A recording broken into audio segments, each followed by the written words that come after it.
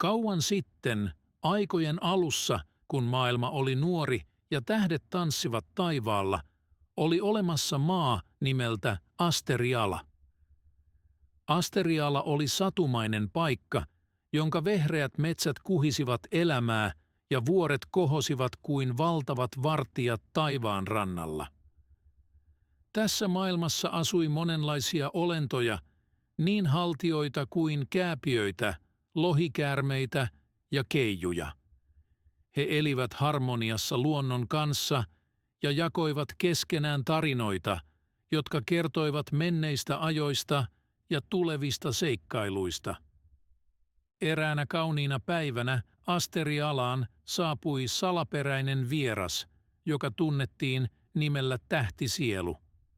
Tähtisielu oli nuori keiju, jonka siivet kimaltelivat kuin taivaan tähdet ja joka kantoi sydämessään suurta viisautta ja voimaa. Hänen saapumisensa herätti uteliaisuutta ja ihmetystä, mutta myös toivoa ja odotusta tulevasta. Tähtisielu kertoi tarinan, joka oli kudottu ajan hämäriin ja joka kertoi valon ja pimeyden ikuisesta taistelusta. Se oli tarina 4 valtakunnasta, jotka kantoivat nimeä tulivaltakunta, vesivaltakunta, maavalta ja ilmavalta.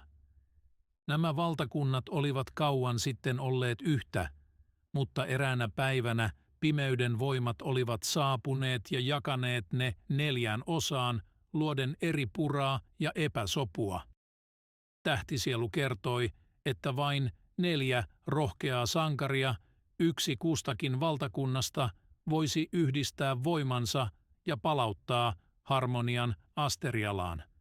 Heidän tulisi lähteä matkalle kohti tuntematonta ja kohdata vaaroja, joita he eivät voineet kuvitellakaan. Mutta heidän voimansa yhdistyneinä olisivat voittamattomat. Ensimmäisenä matkalle lähti tulivaltakunnan sankari, rohkea soturi nimeltä Valiant. Valiant oli vahva ja urhea, hänen miekkansa loisti kuin liekki ja hänen sydämensä oli puhdas kuin tulen valo. Hän lähti matkalle kohti tulivaltakunnan raunioita, jossa pimeys oli vahvimmillaan ja tulen voima odotti heräämistään. Toisena sankarina lähti vesivaltakunnan neito nimeltä Meridia. Meridia oli suloinen ja lempeä, hänen äänensä kirkui kuin kirkas lähde ja hänen sydämensä oli syvä kuin meren pohjaton syvyys. Hän kulki vesivaltakunnan sateenkaaren läpi kohti syvien vesien salaisuuksia ja pimeyden piiloja. Kolmantena sankarina asteli maavaltakunnan mahtava kääpiö nimeltä Thordrik. Thordrik oli voimakas ja sitkeä, hänen vasaransa kalskahti kuin kallion kaiku ja hänen sydämensä oli vankka kuin vuorten peruskallio. Hän tunsi maavaltakunnan sydämen sykkeen ja lähti matkalle kohti maan uumenia, missä maagiset kivet säihkyivät pimeyden keskellä. Viimeisenä sankarina kohosi ilmavaltakunnan siivekäs keiju nimeltä Astra. Astra oli kevyt ja vapaa, hänen siipensä kantoivat häntä kuin tuulen henki ja hänen sydämensä oli avoin kuin taivaan sininen syleily. Hän lensi korkealle ilmavaltakunnan pilvien yläpuolelle kohti tähtien valoa ja pimeyden varjoja. 4 sankaria lähtivät matkalleen kohti kohtaloaan ja kohti Asterialan kohtalon hetkeä. He kohtasivat vaaroja ja koettelemuksia, mutta myös ystäviä ja liittolaisia, jotka auttoivat heitä tiellä eteenpäin. He kulkivat halkimetsien ja ylivuorten, läpi syvien rotkojen ja yli pauhaavien koskien. Lopulta sankarit saapuivat Asterialan sydämeen, paikkaan, jossa valo ja pimeys kohtasivat ja jossa kohtalon kudos oli kudottu.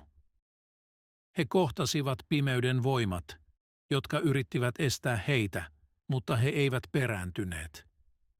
He yhdistivät voimansa ja taistelivat rohkeasti, miekka miekkaa ja siipi siipeä vasten. Ja lopulta valon voima voitti pimeyden ja Asteriala kylpi jälleen valossa. 4 sankaria olivat onnistuneet tehtävässään ja palauttaneet harmonian ja rauhan maahan. Heidän rohkeutensa ja ystävyytensä olivat voittaneet pimeyden ja tehneet Asterialasta entistäkin kauniimman ja maagisemman paikan. Ja niin sankarit palasivat kotiinsa, astuen voittajina takaisin valtakuntiinsa. Heidän seikkailunsa ja urotöittensä tarinat kertoivat vuosisatojen ajan, ja niiden muisto eli ikuisesti Asterialan asukkaiden sydämissä. Ja Asteriala jatkoi elämänsä rauhassa.